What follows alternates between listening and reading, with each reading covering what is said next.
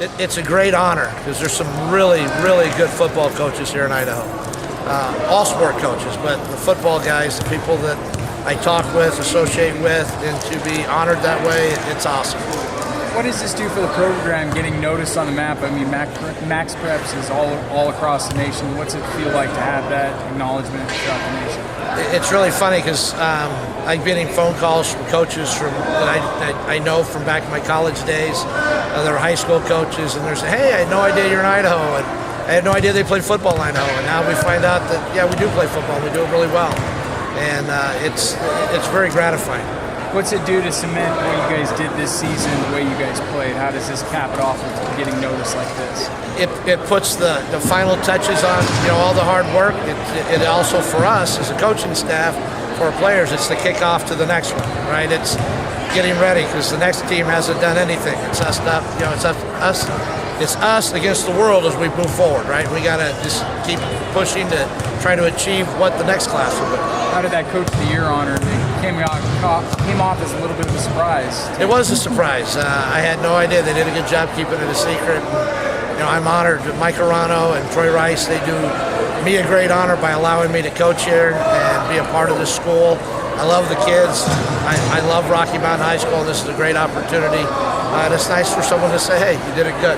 So I like that. I knew about it. So did I.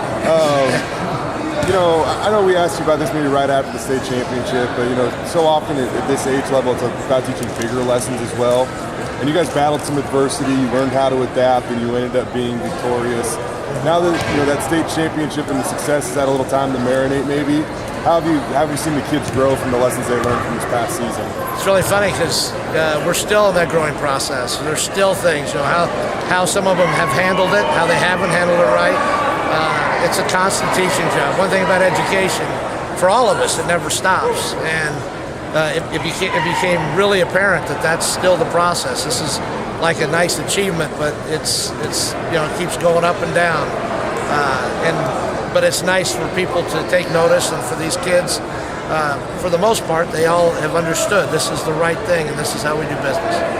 We like to let you guys enjoy the moment, but you brought it up already that you're kind of already on to next year. What does that entail? What does that kind of look like? We're in the weight room. Our guys are in the weight room. Our offensive kids are looking at playbooks. Those kids that aren't in winter sports, it's the preparation, the reteaching, the getting your mind right. Who's committed, who's not committed. It's finding out who your team leaders are. This is when championships are won. And if you went to every high school in the state, they're all doing the same thing. If they want to be good, right? And that's how you do it. Is there a different approach, a different motivation at all, considering the fact that you guys are the reigning champs? Just a lot more kids wanting to play football. A lot more kids. That's a good problem, Coach. Sometimes.